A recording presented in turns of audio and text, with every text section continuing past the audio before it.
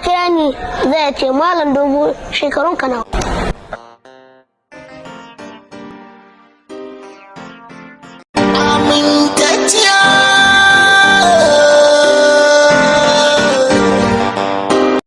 Assalamu alaikum wa rahmatullahi ta'ala wa barakatuh. Da farko dai suna na Bello Garba wanda an kafi sani da Malam Dogo. An haife ni a jihar Zamfara sai na hijira na dawo jihar Kebbi da zama. Ni Malam Dogo komediya ne. Na fara fitowa a bidiyo shekara 1 da na wuce. A'a, ban taɓa fitowa a fim ba, amma komedi shi nake yi. Allah masani, watakila zan iya hitowa. Ina da mai gidan da ke tsara mini komedi kuma shi ne manajana. Alhamdulillah, a wa'annan shekaru na samu ci gaban rayuwa sosai.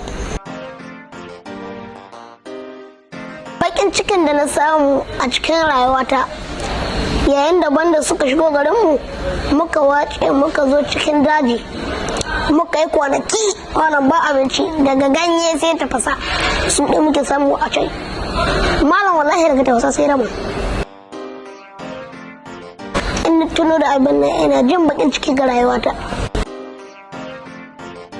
Ubangidana a siyasa farko gwamnan jihar Kebbi Dr. Nasiru Idris Kauran Gwando, sai kuma kwamishinoni na jihar Kebbi ta Alhaji Abubakar Dutse Mari, sai kuma wani rabu Kabiru Ibrahim Tukura dan majalisar mana tarayya mai wakiltar Zuru Emirate, sai kuma KBG, sai Hajiya Nafisa mai nanas.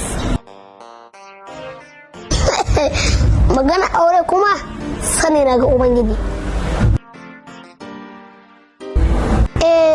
Malam Dogo mawaki ne, don da ma na taso ina sha'awar waka sai ga Allah subhanahu wata'ala ya cika nuhi. Kowa yana da naki gwani duniya, ni ma ina da mai gyara min ne, Hajiya Nafisa tauraron duniya, kun taimako ga al'umma ne ta zo da rana.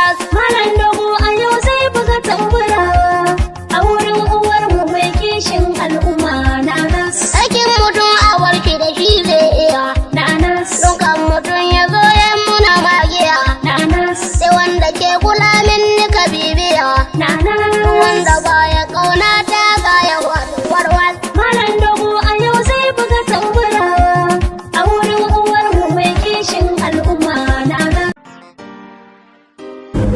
Gaskiya ban daɗe da fara waka ba, na yi ne domin nishaɗantar da mutane, sai kuma na ga jama'a suna goyon baya, to zan ci gaba da yi. Addu'ar da iyaye na ke min da sauran jama'a gaskiya yana matuƙar sani farin ciki. Wallahi burukana na rayuwa suna da yawa. Na farko dai shine ina so in gina mamanni na gida, na biyu kuma shine ina so na shiga mota, na uku ina so in je Saudiya in ziyarci ɗakin Allah.